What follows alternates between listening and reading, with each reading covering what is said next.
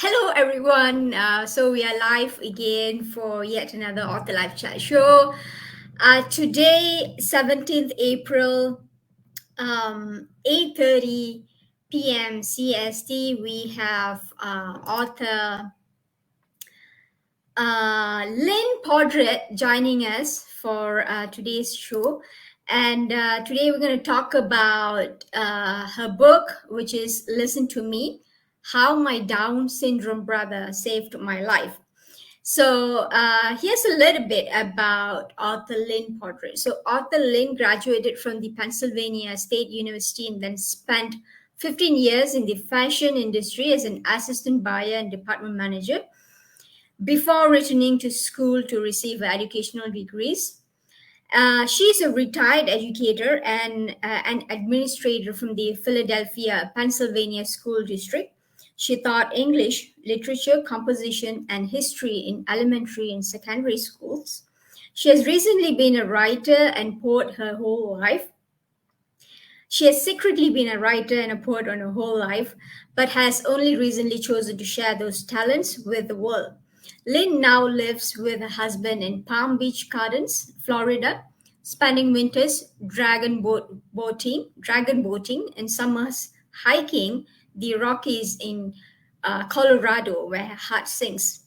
So this memoir was written to honor her younger brother and his influence over her life, the good and the bad, the ugly of living with Down syndrome sibling. So it tells the story of the children of her family, despite their parents' frailties, remaining committed to each other through life's many challenges and separations. So who she is today is directly related to who she needed to become. And so without further ado, let's welcome author Lynn to the show. And I'm so excited to be talking about her experience. I read her book personally, and it's a heartwarming read. And I would also say that it's emotional, but I think we've more than that. I think we've seen like readers will be able to see family bonding, and those kind of really heartwarming aspects, elements in the book. And so I cannot wait to talk about this book further with author Lynn. So let's welcome her to the show. Hello, Lynn. Hi, We are how live are right now. you? Thank you for I'm having me. I good. appreciate it. I am doing good. How are you? I'm very good. I'm humbled by that wonderful introduction, so thank you. You're most welcome, and thank you for joining the show, because I think that it's really crucial to bring the stories out from authors, especially those who have written memoirs like yourself, and a lot more other aspects or elements of life that we need to talk about, we need to share about, those important things that we overlook on a daily basis. And that's the reason why I'm doing this. I absolutely love talking to authors, especially nonfiction authors who aspire to make a change in the world that we are living in right now, to influence other people's lives. And today we're talking about your brother's life, and we're talking about Down syndrome. And I think quite a bit of people out there probably have known what Down syndrome is, but I think the nitty gritty details of living with somebody who has Down syndrome, I think we do not, it's not something that we really hear on a daily basis, right? So I am really excited to have you here. So I know that I've introduced yourself a little bit. I think it would be good to hear a little bit about yourself from you. Oh, for me? Well, so, the audience knows that I was in education. My first love was animals, and once my brother was born, I became the advocate of children. And so, I was willing to be the voice for animals, and so I was still the voice for people that did not have a voice on their own. It was just a new vocabulary. Um, so, we talk about living with Down syndrome, and it's really not that different than living with a sibling that has a special needs. And that's what Down syndrome is, special needs. I don't know that people are aware of the fact that there are levels of ability within Downs. My brother was not at the higher spectrum. He was at the lower spectrum, so obviously could not live on his own. He eventually went to a group home. But there are much higher levels. There was, I remember there was a show called Picket Fences, and one of the lead characters was Down syndrome. There is a young man running for public office in Peru who is Down syndrome. There are 2 young women I know in Portsmouth that are clerking for an attorney. So many spectrums, just like autism, any special need. But living with a sibling with special needs, it is a humbling experience. And it's special. They are special. There's a reason they're called special.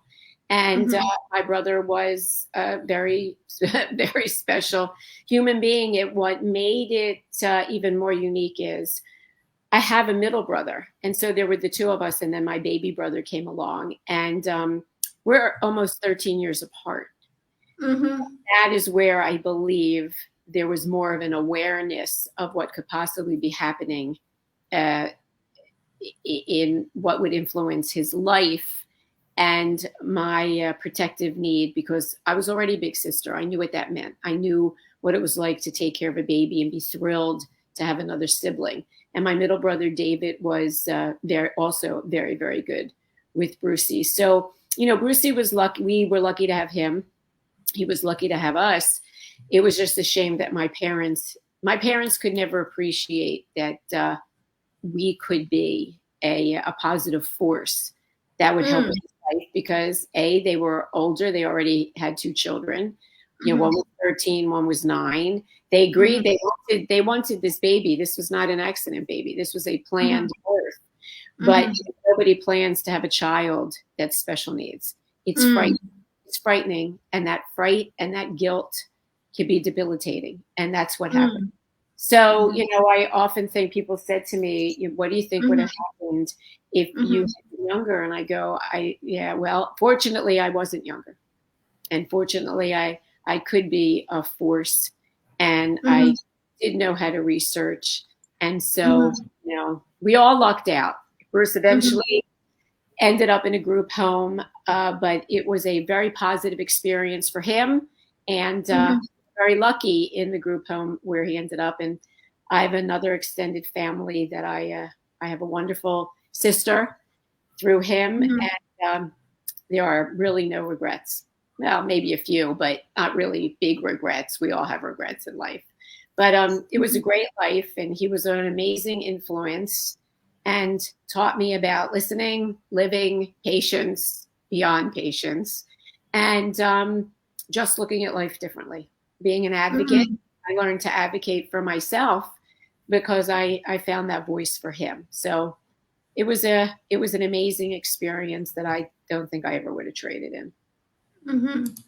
And I think, talking about your parents in the beginning, right? Like, I think probably would have been a little bit overwhelming for them to accept the fact that your brother has Down syndrome. Right? Oh, beyond overwhelming.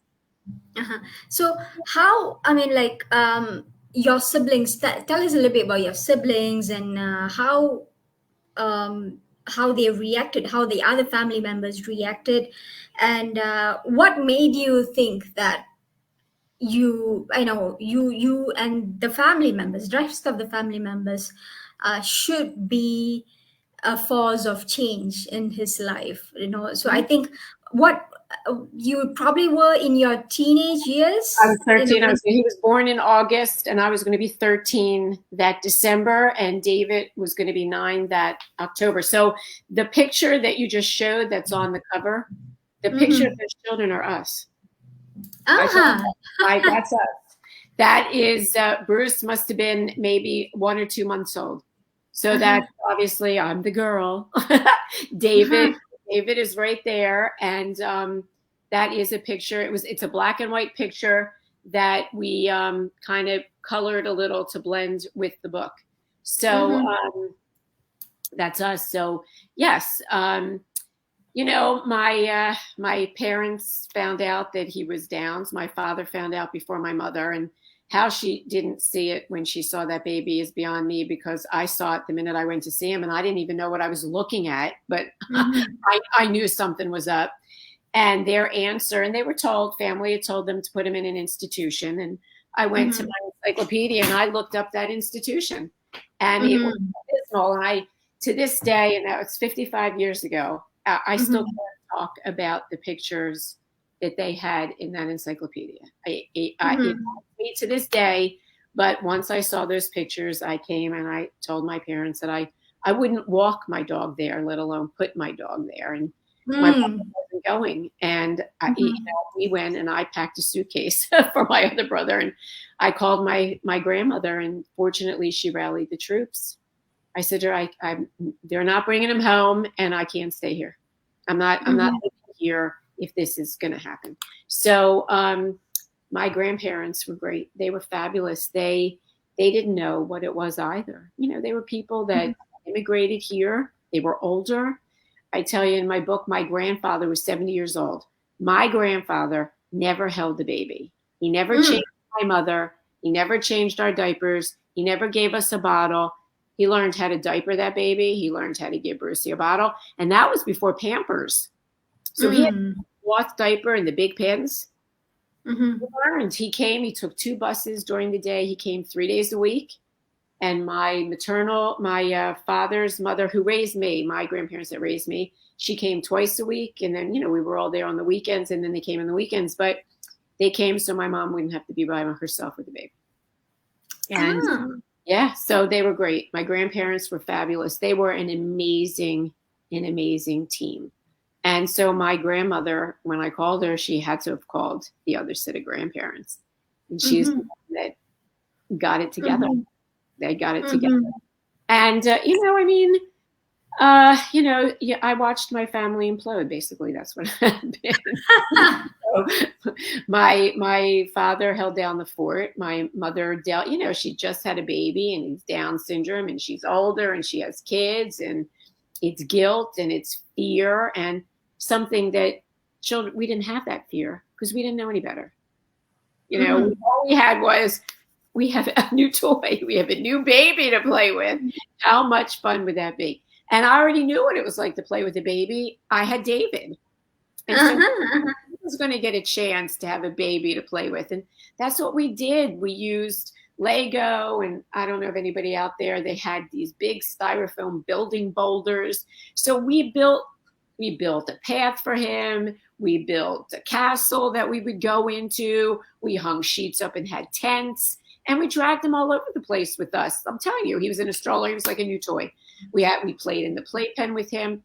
And so, all my parents could see of, he's not going to walk in time. We didn't know what in time meant. He's going to crawl later. Who cared? He was still going to crawl. So, we would put things out there and enticed him to crawl. We didn't even know we were patterning. We had no idea what it was, but that was probably what we were doing. What they do with physically handicapped children and people.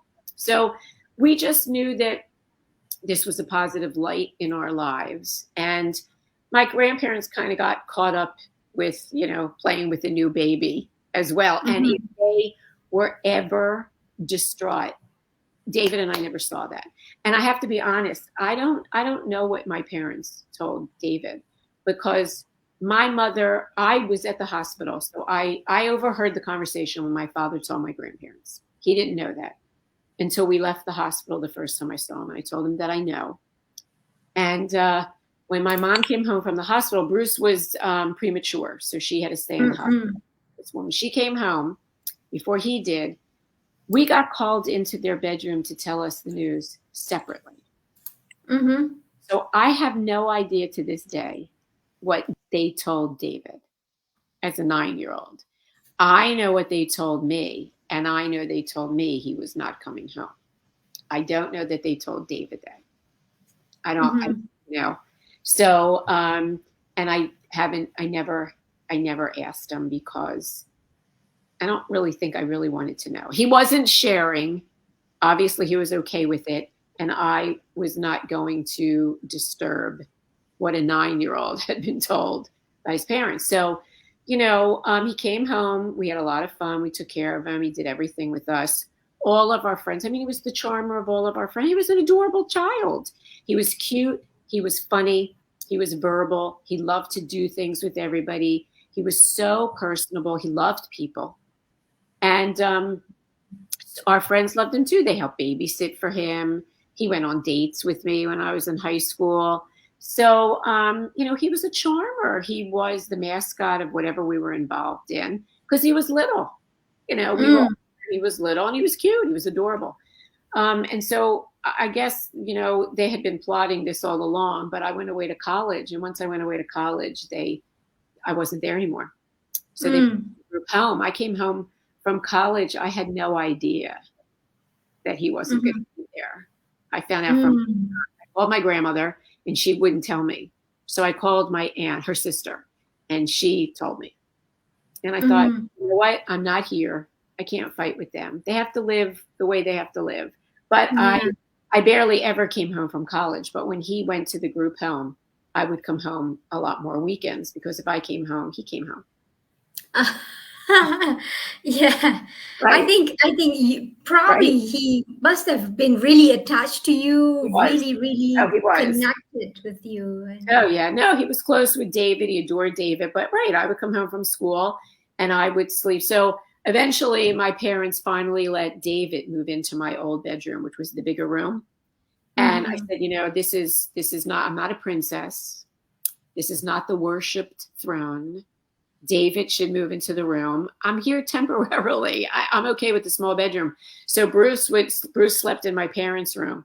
And so when I was there on the weekends, he would get up early in the morning and he'd climb into bed with me. So I had this tiny little bed and he would climb in with me in the morning and we would read. We'd go downstairs for a snack. So yeah, he was attached. I'd left him kind of thing.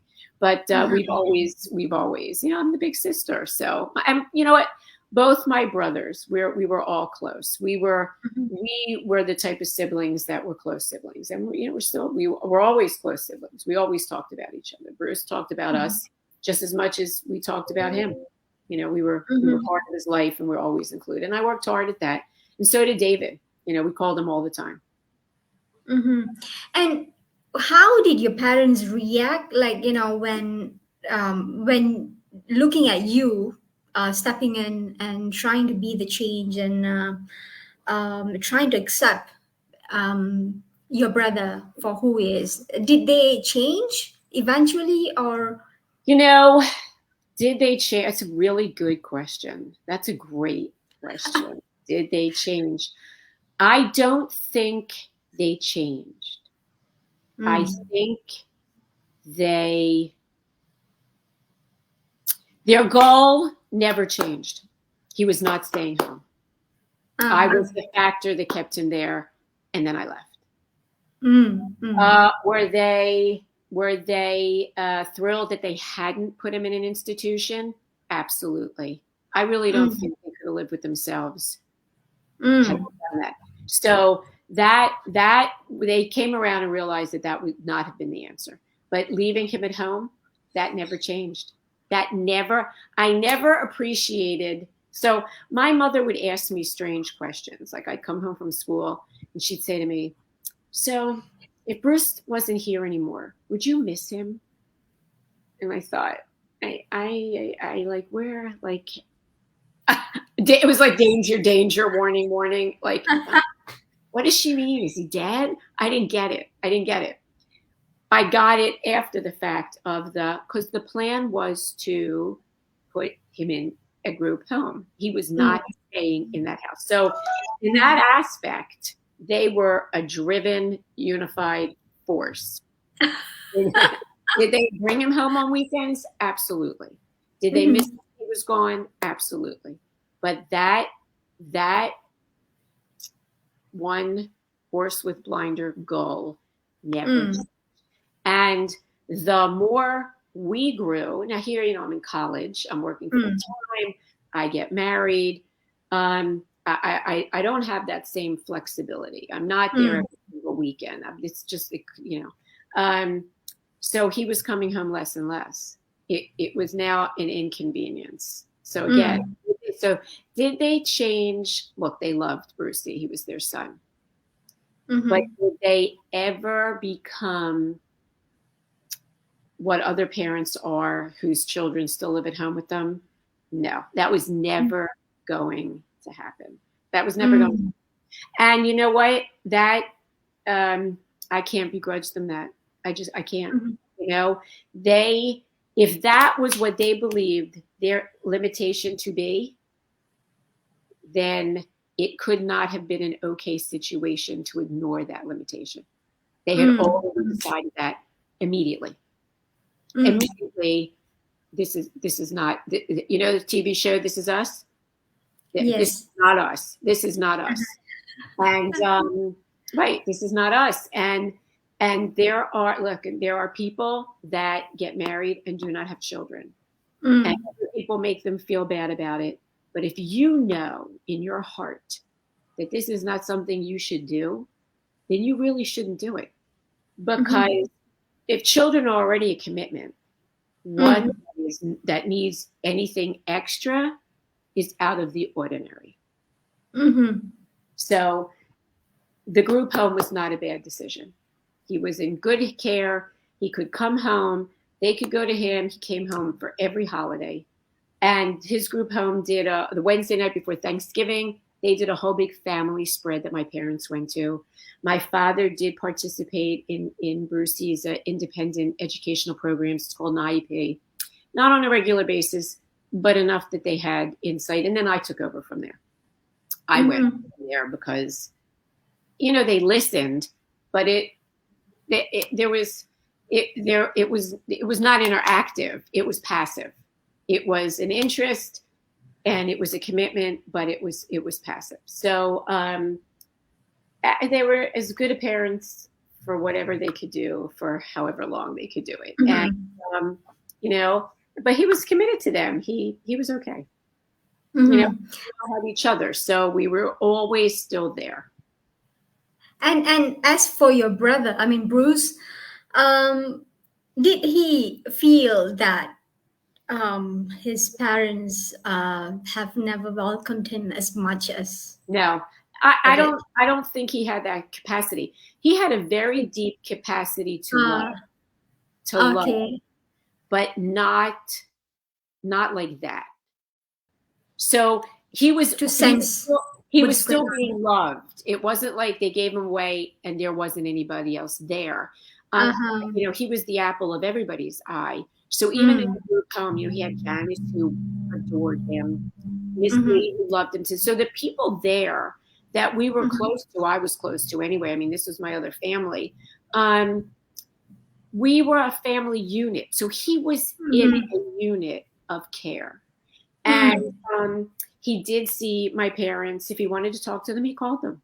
Or he'd have somebody else call them. So they were involved in his life. And when they finally moved, I mean, he was older already when they moved to Florida. When he was with me on those Sundays, we called them. So that he still spoke to them. Even if they didn't call him, we called them. So they were still part of his circle. He saw them at holidays. You know, he was still at their house. So I don't know that he had that depth. And yet, you know, there were questions that he asked out of the clear blue sometimes that blew me away that I thought, oh, he does get this. But I don't know that he got that. I don't think he got that. And I'm okay with that if he didn't. That's it. That was a gift. Yeah, that was a gift that my parents gave me away. I don't think he appreciated that. You know, he was 5 years old.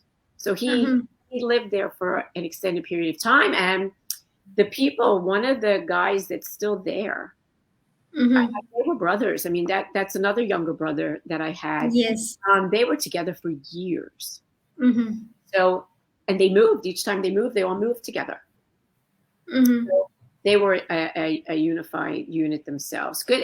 That was a great question, but I want to say in my heart he couldn't tell that. And you mentioned that he is always like, this happy-go-lucky kind of character, is bubbly, and everybody loved him. True. So tell us a little bit about his life, like, when he was interacting with people. He was not just family members, but people out there. So what was the difficult part, or probably was it easy for him? Tell us a little bit about that. Okay, so I'm going to tell you a story of Bruce. Bruce was 6. How old was he? I'm trying to think how old he was. So Uh-huh. maybe he Mm-hmm. was 16, Mm-hmm. 14, 15. So this was Bruce's personality with strangers. Bruce loved blonde girls, blondes. Redhead Uh-huh. blondes. Okay.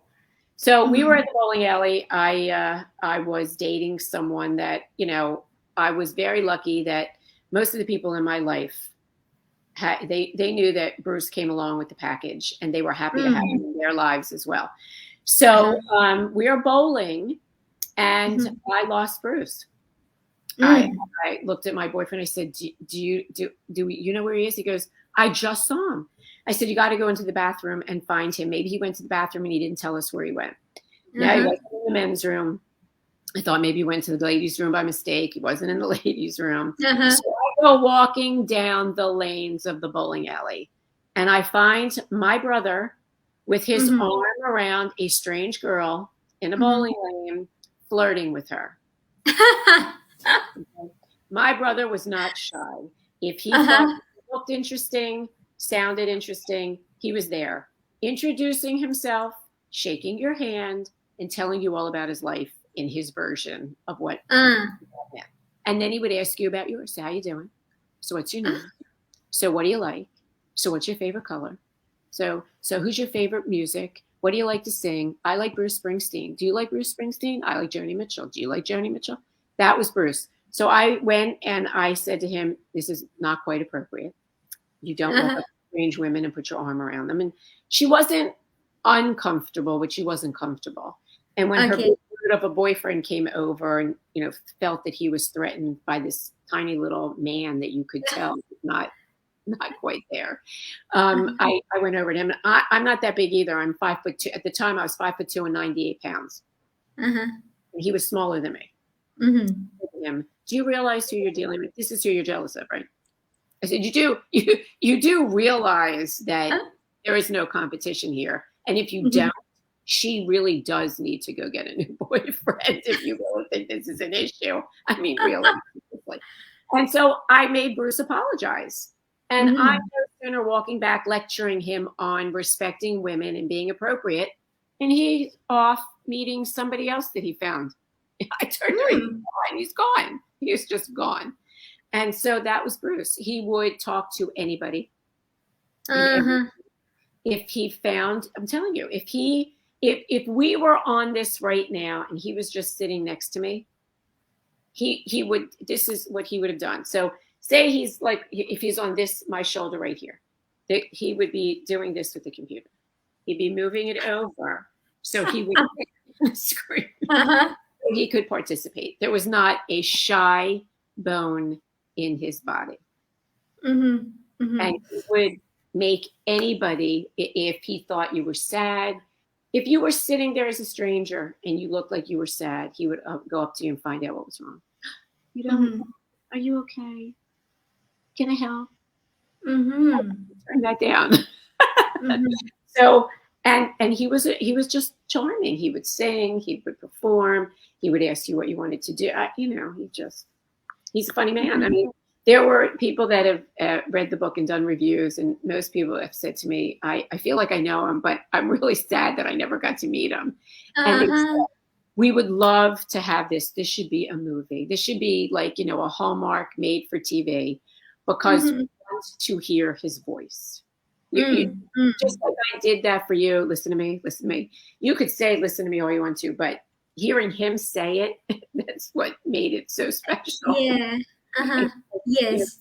so I did his voice. I mean, all of the conversations we have in the book were our conversations. They weren't just Mm. made up of gosh, you're really good at dialogue. No, this was our dialogue, real and life. said just like we would have said it. Mm-hmm. But right, he had a voice, and he was not afraid to speak his voice unless he felt intimidated. Mm-hmm. Uh-huh. So Okay. if I was upset, he did not speak. If he was the reason I was upset, he didn't.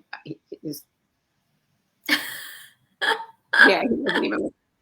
And I could count on my hand maybe how many times he ever got me to the point where I was not happy with him. So it was Mm-hmm. never really, but he knew not to push those buttons. He'd get right up to the line, and then he'd give me. I would just get quiet. He'd go, sorry. So, and you would think that I was this brutal. You would think that I just, but or if somebody said, my parents, when I was at college, if you didn't listen, do I have to call in? Mm-hmm. Do I have to call your sister? Don't call my sister. You would think I'd scream. No. He didn't want to get me upset. He did not like if I was not happy. So Uh-huh. that's what they held in his head. Awesome. I think Both my brothers. Do I have to call your sister? 4.5 hours away. What was I going to do? uh-huh. I think you definitely have been really close with two of your brothers. I mean, it's evident, and but we have another interesting part of your life, which is your husband, and your husband's name is also Bruce. And tell us about the bonding. And I think being family members with your brother, that's just different, because I think you've grown up with him, right? But having somebody else to step in the picture, like halfway through, and then treating him just like how we've been treating him, is not something easy, right? I don't think that people would. I don't know. I again, like I said, any person that was involved in my life, you know how parents bring baggage. I brought Bruce. You had to understand that was important. So my husband understood, and so the first time Bruce met Bruce, little Bruce met big Bruce, it was like love at first sight. So big Bruce obviously made me happy. And so if I was happy, Brucey was happy. And he had a beautiful home. I had moved into my husband's home, and Bruce was welcome.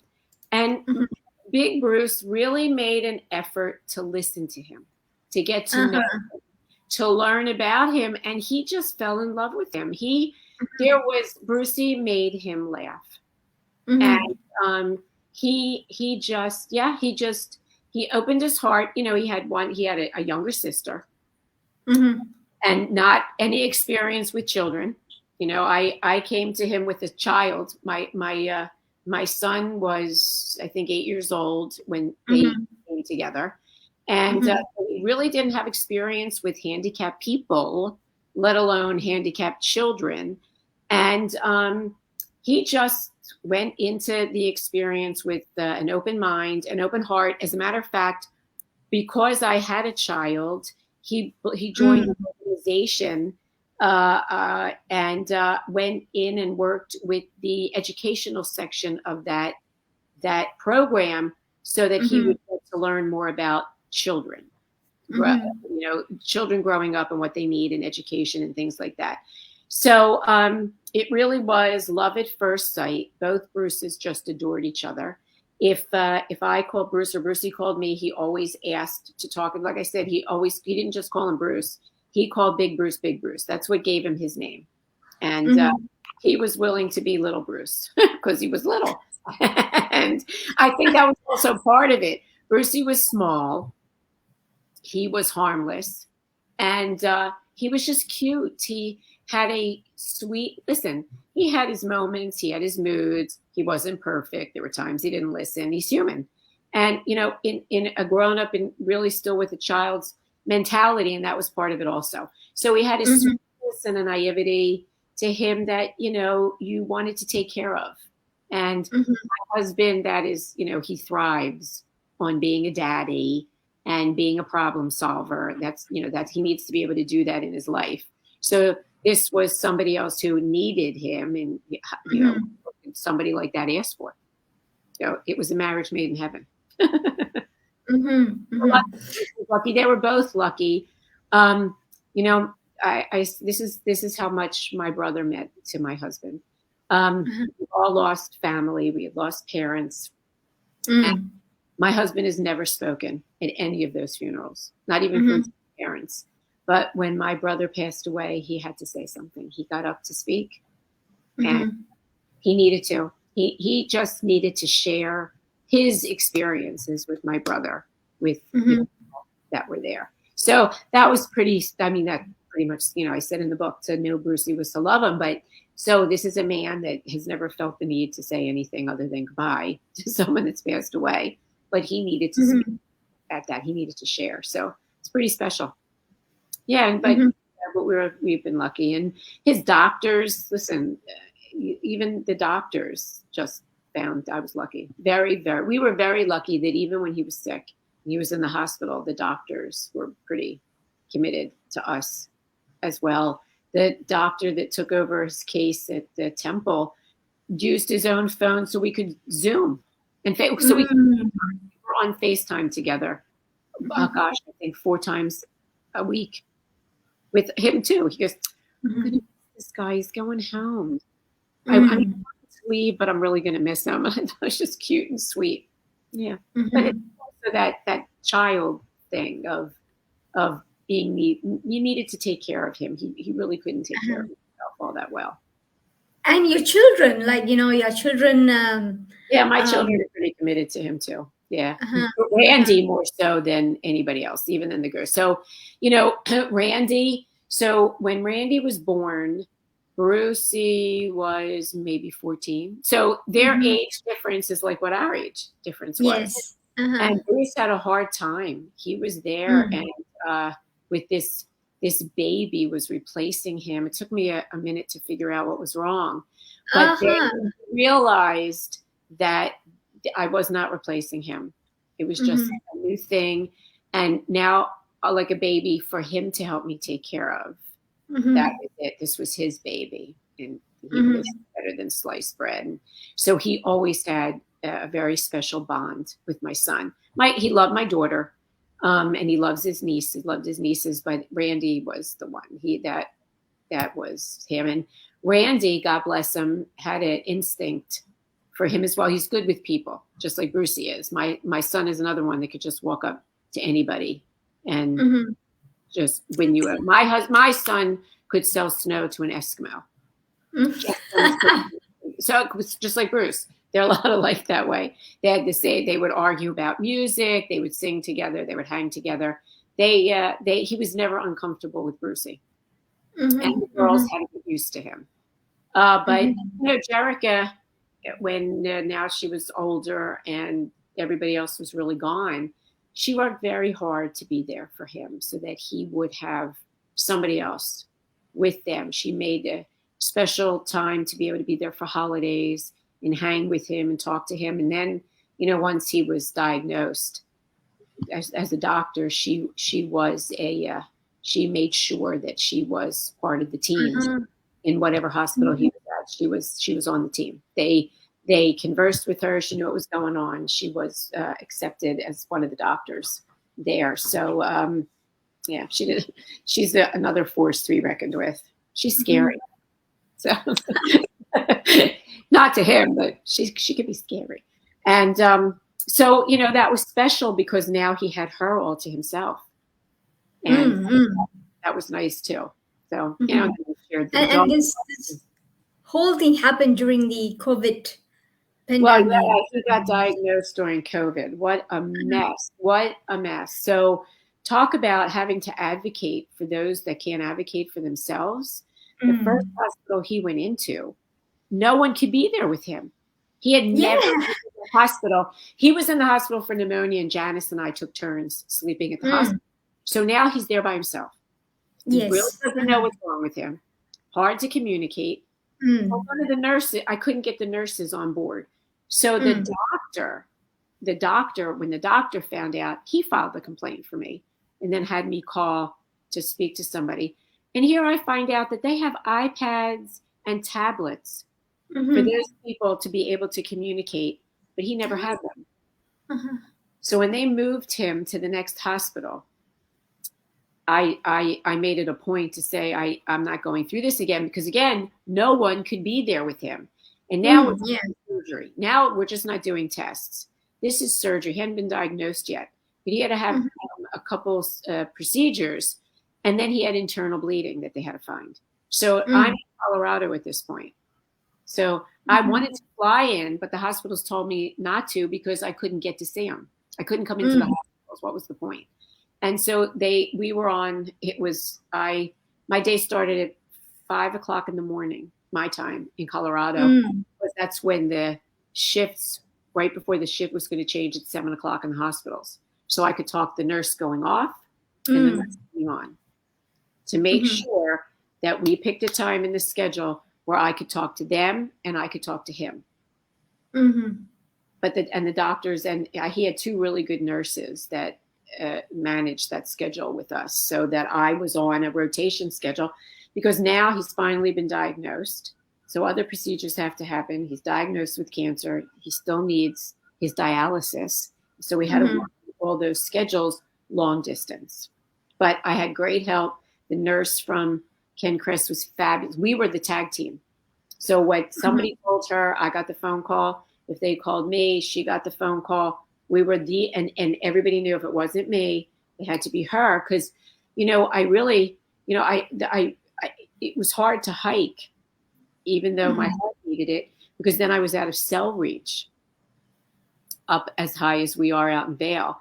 And then we went for a long weekend, 4 days, to Moab in Utah. There's no cell service unless Mhm. you're at the hotel. So I had to call the hospital. I had to give them the days. I had to give them the backup team, and I had to give them the time. So at this time in the morning is when you can reach me. Then you have to call this one, and I'll be back to be. It's like a doctor on call. But they were Mhm. great, because otherwise, I couldn't go anywhere or do anything, and that was fine. But when we went Mhm. to Moab, which they insisted that I finally go do something and get away, um, they all rallied. The hospital was great. The doctors rallied, the nurses rallied, and then I had Janice and Latoya, so that somebody had to be available. And, you can't call me now, or you can just leave me a message. I'm not going to get it until XYZ time. That's how it works. So we were lucky, but that advocating for a special needs. What about senior citizens of Alzheimer's, dementia? Who stays with them? So Mm. there are nurses that are on that they have that sit with patients, but he never got one until it was almost like, do I have to come there? Do I have to come there and say, why is Uh-huh. this so hard? Why is this a fight? This is a gentleman that suffers from Downs. He cannot be by himself 24/7. What are we going to do? So they finally let somebody come in. They brought him his music, his tape player, like he would use on dialysis. But this is not someone that could control the television by themselves. Mm. Mm. He could do his music by himself, but he couldn't pick out his own meals by himself. It's not like Mm. you walk in, you get a menu, you pick out your meal, and they bring it to you. Who was going to do that for him? So then we had to get into that so we had to do it ahead of time. Mm. I had to do the DNR, for do not Mhm. resuscitate, because chemotherapy was not an option, surgery was not an option, and then we planned all the hospice for him ahead of time. So Mhm. he was diagnosed we went into the hospital, I want to say in June. He was diagnosed at the beginning of July. So Mhm. by August, we went to Sam. He was back at the group home. And fortunately, I was in Colorado, because Florida was one of the states that nobody wanted anybody from because of our high numbers. But because Uh-huh. I'd already been in Colorado for 3 months, I was clear. So Uh-huh. it was 48 hours of isolation. Mhm. So I could be with him. Mhm. So we were with him for a week. We stayed a week there. Mhm. And that's when I made all the funeral arrangements. We finished up all the hospice arrangements. Everything was done for him. That's the flower. That was so that was done. I could get all that stuff done for him. And then we visited again in October. And then, November was when he passed away. And so we were allowed to be in the hospital. So I was in the hospital with him so I could spend the weekend with him before he passed. But COVID, so we were there in August and then COVID crashed and then we couldn't. We were there in October and then thank goodness he wasn't in the hospital. I wouldn't have been able to be with him again. And November, the only reason we were allowed in the hospital was because he was end of life. Right? We've been able to be with him. Yeah. So I use the word fortunate, but you know what I mean. That it's all about the timing. But you're right. So the funeral was outside, and it was a grave service because we couldn't be inside. But there were 40 people at his all Ken Crest people.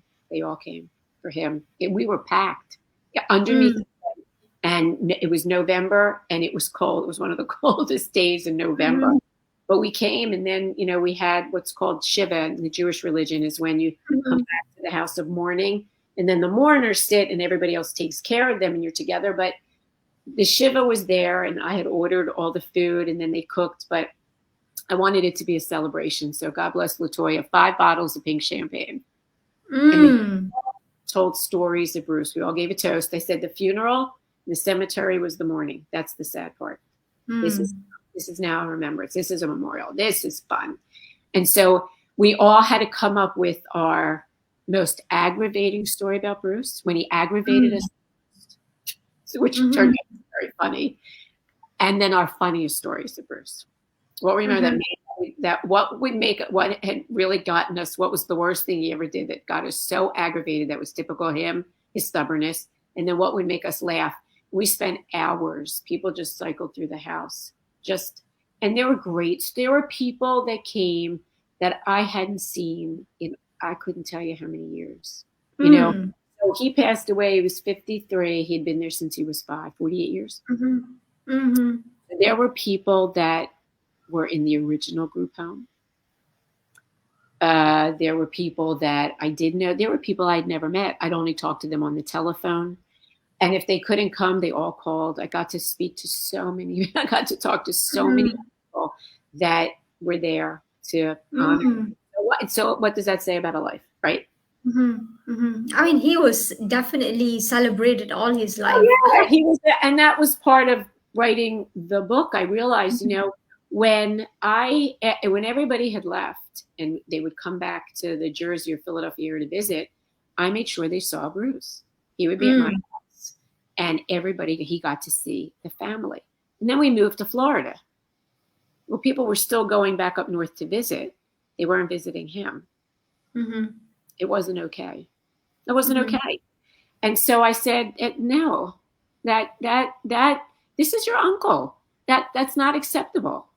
So that was I never would have, if he was, I never thought about writing the book. I mean, I call myself the reluctant author. That wasn't the goal. But then I realized that everybody didn't know the story. The kids didn't know the story. They knew my commitment. I mean, they know that he was involved because I made sure that he was involved, but they never knew why. They never knew the backdrop. And so, my parents were gone. There was no issue of me possibly hurting their feelings, which I never would have wanted to do. My biggest fear when I turned the book over to the editor and was I needed it to never wanted it to sound like boo-hoo, poor me, look at the life I've had. That was not my life. That's not who I am. And that was never the tone. And I wanted it to show the humor as well. I mean, there are funny stories in that book so it's personal, but it's also funny. There are funny parts in there that, you can't make this stuff up.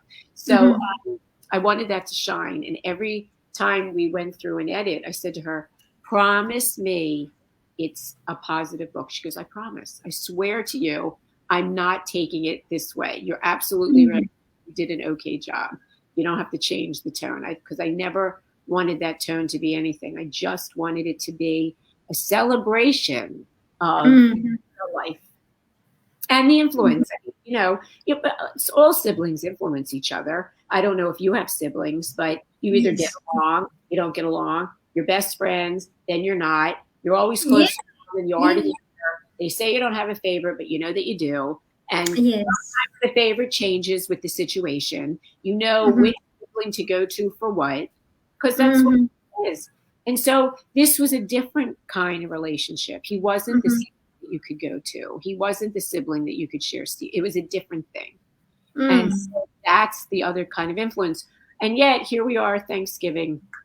He's just been in the group home. So now, let's see, 5.5. We're at Thanksgiving and he's doing this. And we're Uh-huh. in the book too. And I'm thinking to myself, what's he doing? He was Uh-huh. signing. He had learned Uh-huh. to sign because one of his brothers, Tommy, no one could understand him. Ah. He got frustrated. He would get angry. So the group home parents taught the boys sign language, right? The education Mm. system thought that they could not be educated, just trained for life skills, yet they could learn sign language. Imagine that. And so he Ah. was signing. So Oh. I took him upstairs and I said to him, I excused us from the table because I wanted to make sure. And he's pointing to my mom and he's laughing and he's making these signs and David didn't know he was there. I said to him, are you signing? He goes, uh-huh. Nancy taught us. I said, tell me what you're saying. And he showed me the signs, like mommy was making a mess. She's sloppy like Tommy is. And so he was telling secrets already behind their backs in sign language. Ah. Right. So in that aspect, this is a clever kid. I Yeah. mean, Yeah. Yeah. he got it. He got it. In that aspect, right, he got it. I said, can you teach that to me? Sure. And so he was teaching me whatever he had learned.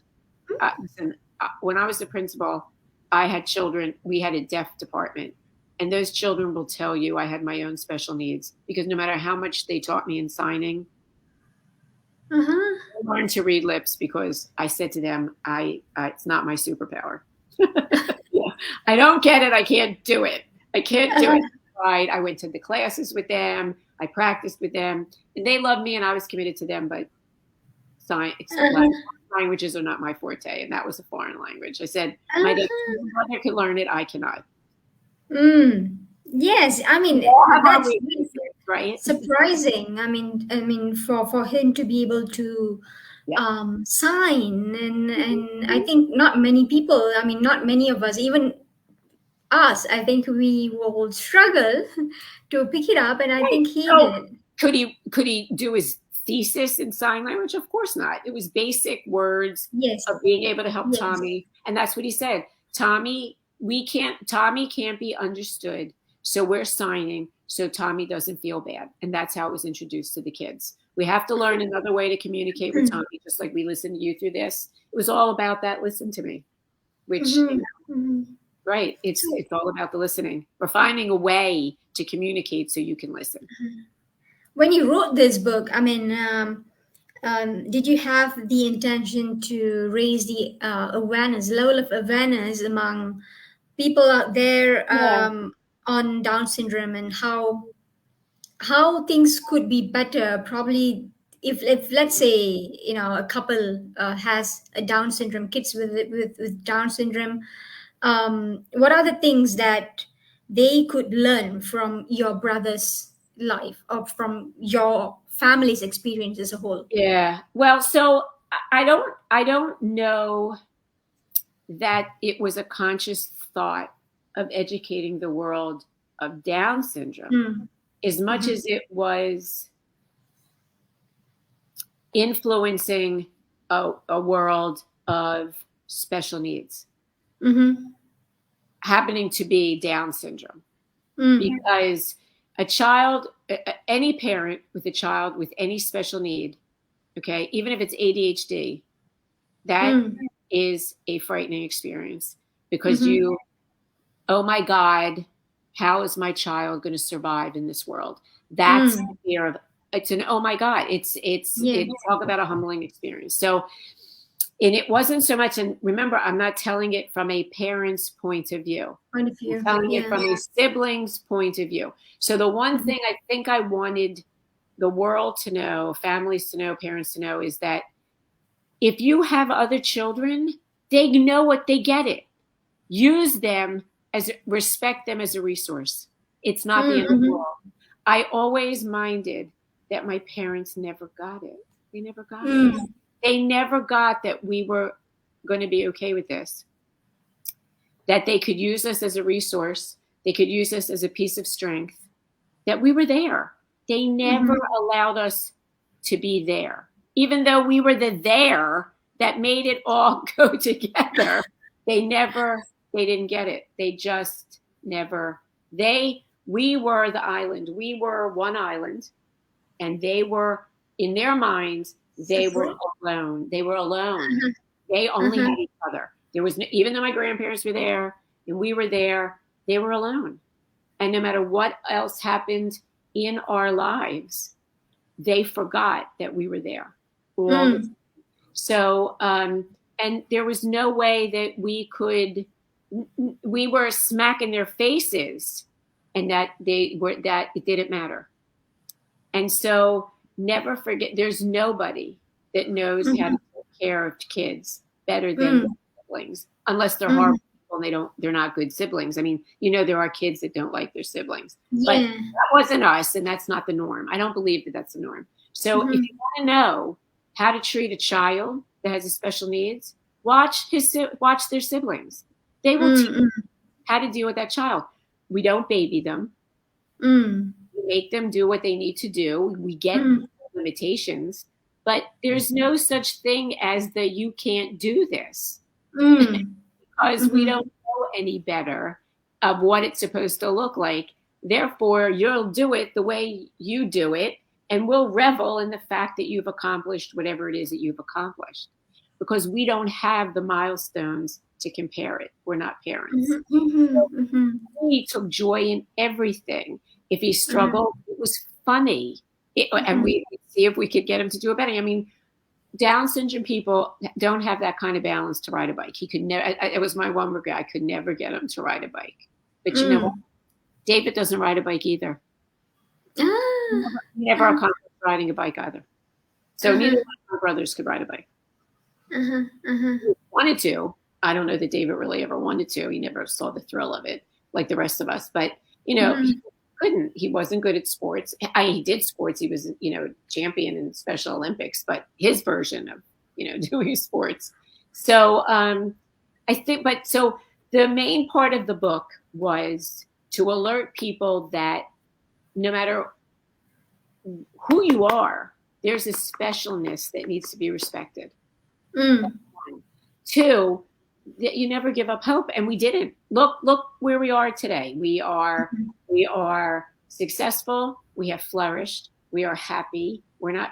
Everybody's scarred, but we're not scarred any different than anybody else whose parents weren't perfect, because I'm not a perfect parent. Ask my children; they'll tell you. And that was more of it. There is so much more out there now for Downs than there was when I was a kid. Part of that was because it wasn't even called Down syndrome. When he was first born, it was a mongoloid because of the slanty eye, color skin. It was mongoloid. And that's what I heard my father tell my grandparents. He's mongoloid. And I knew what a mongoloid looked like because I had it in history. And I thought, really? I don't, that's not possible. And I didn't get it. And then it became acceptable Downs. So I don't know how much was out there. It didn't appear that there was a lot. Plus, my parents never researched it. So we never went through the family counseling and the therapy and a group and how to live with a problem and on and on and on. But today, there was always Special Olympics, from what I remember, but not as advanced as it is right now. And there was the Ken Crest, there was spin, there were groups. But most of that was camp. And most of that was a center where they were just trained, like, a shelter. But today, there are global organizations. There's 5 major organizations today that are out there for support, and they're international. Today, all you need to do is go on Twitter and Instagram. Put in Down syndrome. That's all you have to do is put in Down syndrome. Foundation. NDSS, global Downs. So people today, it's not the stigma that Mm-hmm. was. People that are born with special needs today, it's not the stigma that it was. Mm-hmm. Uh, Autism is all of a sudden it's the new ADHD. Think about Uh-huh. how we've evolved. Yes. There are support groups beyond support groups who 50 years ago you wouldn't be caught dead on an Yeah. app of Instagram Correct. bragging about what your Down syndrome child accomplished in nursery school. Correct. Oh my God, people should know that. No. So but today it's milestones. Uh-huh. It's to be celebrated. It's to be honored. It's to be respected. So the book would not have really accomplished that other than giving voice Mm. to someone that may not see the end of the rainbow. Mm. You know, Mm-hmm. there's a rainbow. There's light at the end of the tunnel. And Mm. it was it a perfect life? No, but it was Mm-hmm. life. He lived his life. He did tons of stuff. He was very lucky with Ken Chris. They went to Florida. He did Disney World. He went to Disney World before I ever went to Disney World. Mm-hmm. Right. So, Uh-huh. I say they tried to open the kid's life. He goes to the warehouse and worked in his own mind. Um, Education has gone back and forth and back and forth and back and forth. Back when he was first born, they didn't believe these children, what's called, was educable. They wouldn't learn to read and write, Uh-huh. just be trained. Well, and then the school district changed and they were learning to read. Mm-hmm. Again, funds were cut. What gets cut? Sports and special programs. So, but he loved to write. That was part of the journal. He loved sitting there writing down the name of the album, the name of the singer. He liked to draw, which was difficult for him. And he would say to me, "Can you help me?" And I would sketch, the cover for him so he could look at it. But he wanted to read. He wanted to know, Mm-hmm. what's that letter? What does this say? And he loved cars. So any car I ever owned, anybody owned, he could tell you. He could ride down the street and tell you what car that was. So he loved the Acura. I had an Acura.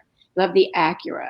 If my son had, he had an Acura too. My whatever my father had, and he would learn the words. We would do the letters with him, and so wanting to learn to read, I made him read. But if he was going to help me with the washer and the dryer, he'd read those words. And so the words Mm-hmm. that he wrote down, and we practiced those words. Was he thrilled to death all the time? No. But Mm-hmm. anyway, with a bribe, like a child. But he would read those words. So there were words that he knew, those life skill words. And then we learned others that he learned to read so that he would walk with me and go, I know that word. I know that word. Uh-huh. I know that word. Right. So what he was willing to learn, we were, once he wanted to learn how to do selfies, well, that was get me a phone. I thought, I don't think so. Buying you an iPhone so you could do selfies. Not happening. You can use mine. So, you know, I think the book, the book tells us that we should all treat people with special right, needs just like other people, like not right. really as someone who has special needs all the time, but just I think it focused a lot on inclusivity, just Mhm. Oh, accepting yeah. people who they are, and just go about your everyday life like Right. Yeah. everybody So else. one of the people in the very beginning said to me, so how should people, I've never known anybody that's Down syndrome. So if uh, I met somebody on the street that's Down syndrome, how should I act? He said, if you met me on uh, the street, how would you act? He said, well, I love your hair. I'd go over, I'd shake your hand, introduce myself. I go, then that's how you meet somebody that has Downs. They're not different. They just don't yes, learn the way we do. They don't correct. process the way we do. They don't think the way we do. They're slower. But they're still human. They talk, Yeah. they walk, they eat, they breathe, Uh-huh. they feel. And so you need to recognize that they may have limitations. Mm-hmm. Period. So if you're going to explain how to turn on the television Don't explain. There may be the compromise, and yet there's others that are at high level. You'd explain it, and they probably understood it more than my husband will Yeah. understand using a computer. Right. Mhm. So I said, you have to just. They'll tell you where they are. They're not shy that way, and some of them are. Some of them are not as outgoing as my brother, was. Some of them are more quiet. But you treat them like you would treat anybody else, with respect and dignity. Period. That's it. That's the bottom line. And that was the other thing. It was just appreciating that they truly are special. We need to treat them that way. And, I say this once, I say it again. You go and you join the Marines, you join the Army, you join the Navy, the Marines, the Air Force. No man left behind. They really believe that. There's no man left behind. And yet, look what we've done. Look what we've done to people that don't fit the normal, whatever that means, the normal mode. They have been left behind. Why? So I want the motto to be, that. That's what I want. No man left behind. Period. That should be the motto. No man left behind. And Fantastic. Ask. Thank you so much for the wonderful session, explaining and sharing your experience with your brother, and all the fantastic things about him, and essentially teaching us through your book that people with Down syndrome is just like anybody else out there, and we do not need to constantly look at them as someone who has special needs. Right. But just treat them just like anybody else out there, and celebrate life. And I think, thank you. That was good. Celebrate. I love that. Thank you. And I think that has made your brother's life what it is, like, what it was when he was around, right? Like being the joyful person he is, because he has been given the opportunity to just be himself, and people accepted him for who he was, right? So I think essentially that's the fundamental idea that one could ever get from your book, which is just to celebrate life, to allow people to be who they are, regardless of whether they have special needs or not, and that would make a difference in people's life. Well, that was beautifully said, and you should have done this interview, and I could have just asked the questions. That was really good. Gynedd, that was really very, very special. That was special and very insightful, and I thank you for this opportunity. You're delightful to be with, so thank you. Thank you so much for joining us and for for sharing experience. I'll be putting this video up on YouTube as well as on Instagram as well. I'll send you the links, and thank you. Connect. That'd be great. We'll connect, and I hope that this video would reach out to many people out there who would want to learn about Down syndrome, probably a little bit more about how to take care of people with special needs. I guess so. I mean, that is my intention, that is my aspiration. So let's just hope that we will continue sharing our stories out there and being a light in other people's lives. Thank you so much, Lynn, for Thank you. So stay well and have a great life. Thank you so much. Thank you so much. And hopefully we'll connect again, maybe in some other interviews that's coming up later. Yes, you were really fantastic to speak to, and I really enjoyed talking to you. And I definitely believe that, the audience would, enjoy watching you and hearing what you have to say about your brother as well. Send you the links, and we will connect back. Thank you so much, Lynn. Right. Thank you. Take care. Stay well. Take Bye-bye. care. You too. Bye-bye.